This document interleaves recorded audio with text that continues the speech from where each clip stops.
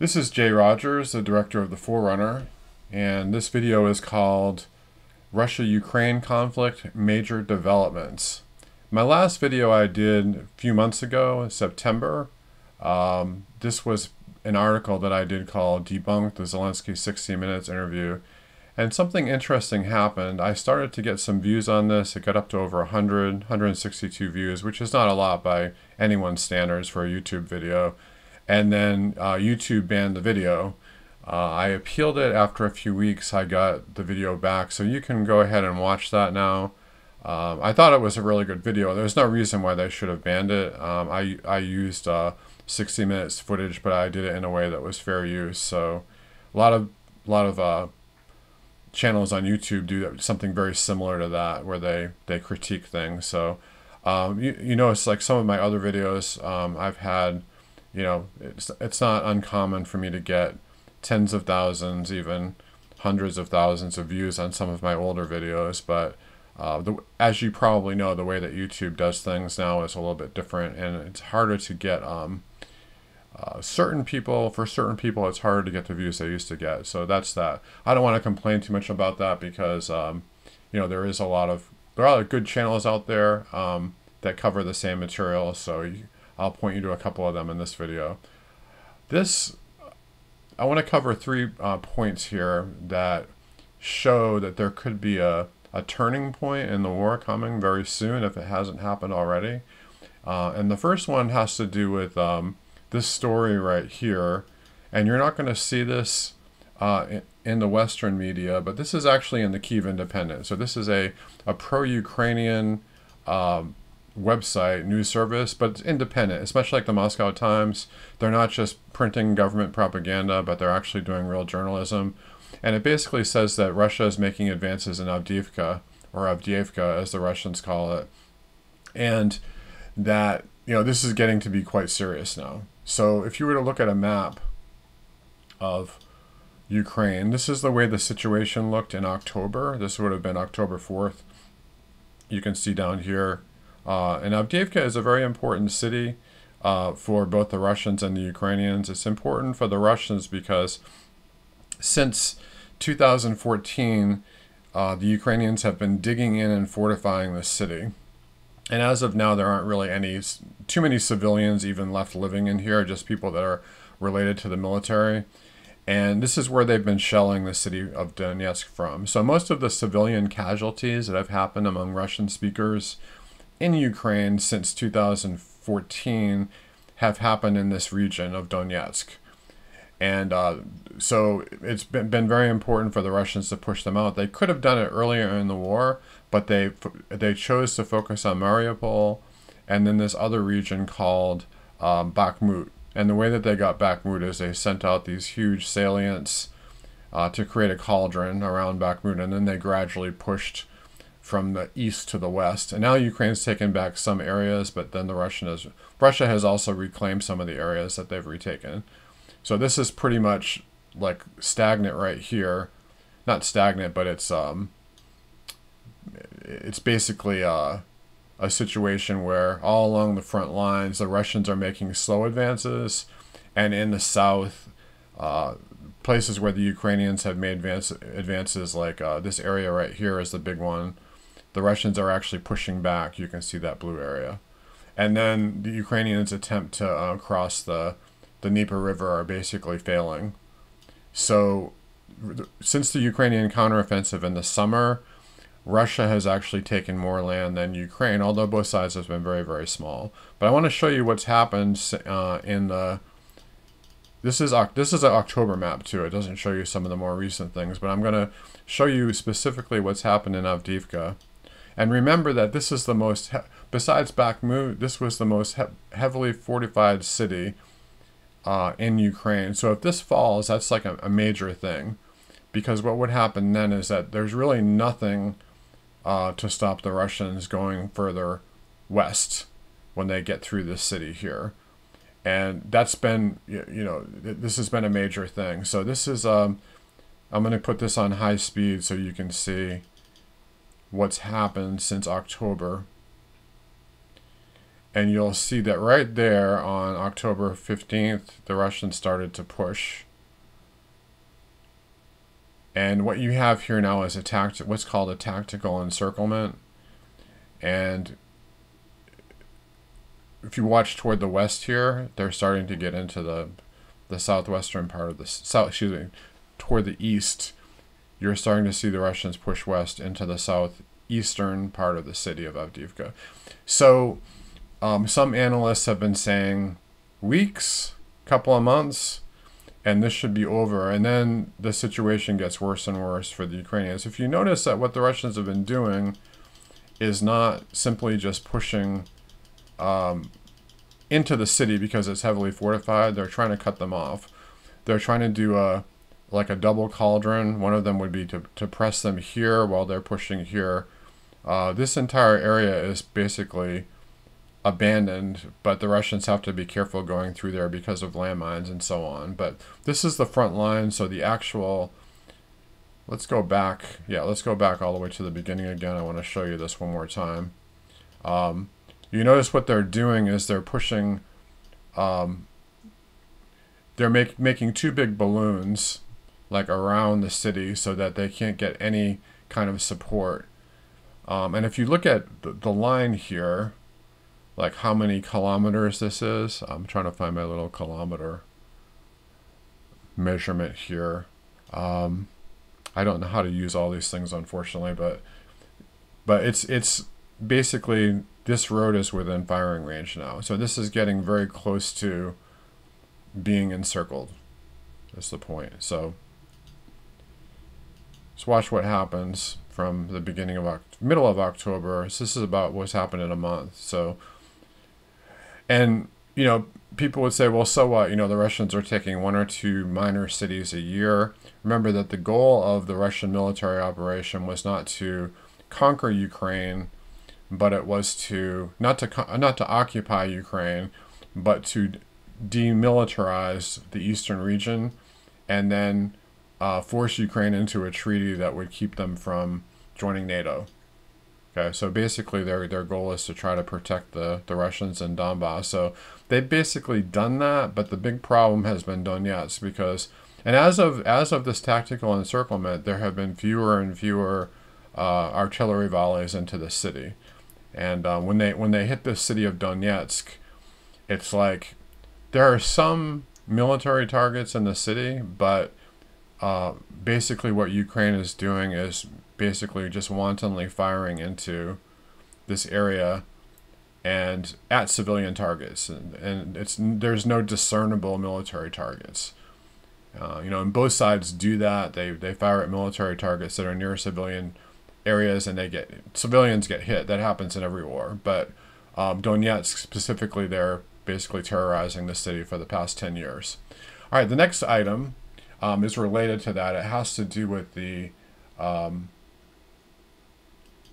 resolution. Back in 2002 in March, there was a negotiator, and this negotiator has said in a recent interview with a Ukrainian, it's on a Ukrainian channel, basically. This was an interview in Ukrainian by an interviewer. And he said that Russia was ready to stop the fighting had Ukraine agreed to remain neutral, but the West advised Kyiv to keep going. The head of President Vladimir Zelensky's parliamentary faction, the chief negotiator at the peace talks in Istanbul, says David Arakhamia.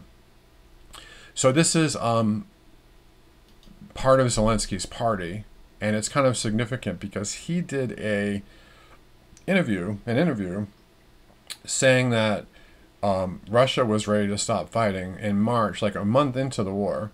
And this was a time when they withdrew from Kyiv and so on.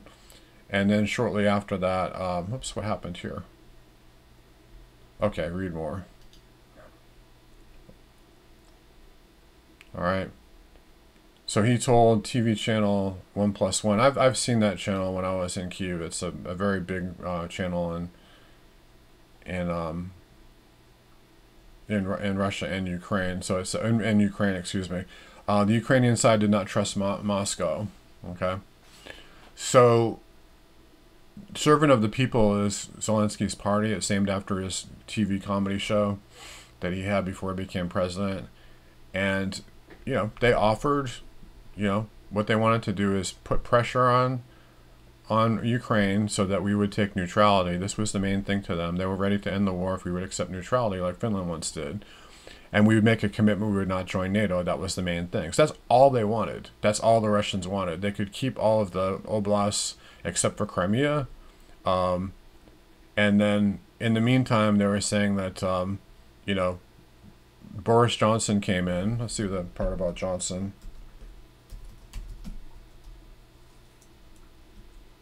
Doesn't mention that in this article, but let me find the other one that says this, if I can.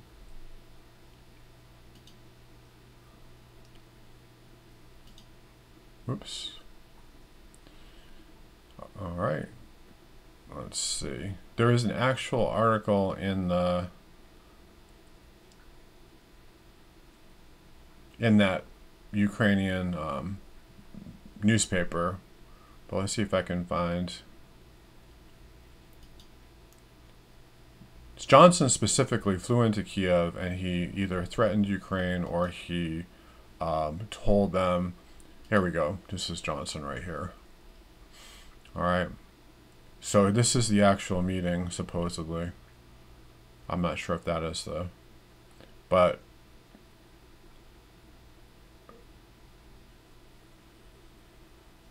you know, he said, Vladimir Putin is the crocodile eating your left leg. He basically came in and said that, you know, this is the spin. It's interesting the way they put this out here. This is the spin. This is the pro-establishment narrative. This is the nerd narrative. Okay, that's kind of an interesting way of putting it. But basically, Johnson came in and said, we'll support you. You'll take all back your land. You'll take all your land back, including Crimea. And we all know what's happened since then. All right, now the other development, this is the third thing I want to talk about, the last thing. And this is not being covered in the Western media too. And this is a newspaper I was talking about, was the Kyiv Independent. Actually, there's an article in this website too about the same thing. But N1+1 was the network that did the interview with the negotiator. This is a roadblock at the Polish blockade. You might know that there was an election in Poland recently, and the ruling party, which was a conservative party, they're anti-Russian, but nevertheless they're pretty good as far as being Christian conservative and you know, being a fairly good party for conservatives in Russia. They get pushed out in favor of a more liberal centrist kind of European party. And the reason that happened is because there was so much aid going into Ukraine and so many goods from Ukraine coming in that it was hurting the farmers. So the farmers in Ukraine were protesting. And then this is now a protest where there's 2,100 trucks stuck at the Ukraine border due to a Polish blockade. As a result of Polish haulers blocking Ukrainian crossing points. So the truckers themselves are blocking the route. There's 2,100 vehicles stuck, unable to get into Ukraine as of November 26th. Okay, so that's very recent. That is, today is the 28th. So that's, wait a minute, today is the 26th. So that's, you know, this is a major thing. And so they can't bring food into Ukraine. Actually, people have died of exposure waiting in line. And you know, there's also humanitarian aid can't get into Ukraine. I would also mention that weapons can't get into Ukraine. Slovakia, which is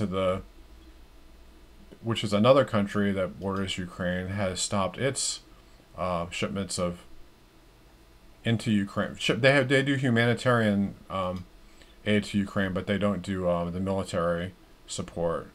That's Slovakia. I'll show you the map here. You can see this more clearly if you look at a world map. This is the Polish border here. There's the Slovakian border, and of course Hungary does not let any weapons in either. Okay, I've lost my mouse, so I'm going to end this here, and I just want to say that you can't really find this that much in the Western media, but these are major developments And if Ukraine does not get supplies from the West, the only way they can get in is through Romania now. And those are more easily targetable because of where Russia is in the Black Sea. You can see that, you know, if you look at the map, the Black Sea is a lot closer to where Ukraine is, where Romania is. And they've actually, the area that's south of Moldova, they have very good control over. And then the eastern area, the area that's more toward the north is fairly easy for Russia to target once they get through the Carpathian Mountains, because they have to actually go through tunnels and things like that to get around and through the mountains. And what happens from there is the Russians can take those out for it, because they have to travel a long distance, basically from this part of Ukraine all the way to here. All right, so it's better to have a more porous border that goes all the way here than to just have this, right? So that's that. I just want to say, if you like this video, like and subscribe. It helps us in the algorithm. We'll get more views, and pass on the information to a friend. I was predicting last summer, a friend of mine said, you know, a friend of mine from Ukraine wanted to know how much longer we thought the war was going to last. He said until 2025. All right, I'm not going to tell you who he is or where he's from, but I said I thought that the war tactically would be over by the fall, like we're in the fall right now, and that there would be negotiations, some type of a treaty by 2025 when Trump takes office. So I think that basically, tactically, this is over. I don't see any chance for the Ukrainian armies to take back the territories that were lost. Russia is going to ask for, this is what Russia is going to ask for. They already have all of Lugansk. This is the line around Donetsk. And most of the populated areas and the mineral-rich areas are here. And then they might be satisfied with just this land bridge, or they might want all of Kherson, including Kherson City and Zaporizhia. If that's true, the war will probably go on through 2024. But if this area collapses, like I think it's going to, and Ukraine can't get weapons in, I think that you're going to see at least a ceasefire and perhaps a surrender fairly soon. And again, I'm not very good with my time predictions, but I don't see how, especially with everything going on with Israel and with China and other places like that, that this can go on that much longer. Ukraine did its counteroffensive. Now Russia has close to 1.5 million people in its army.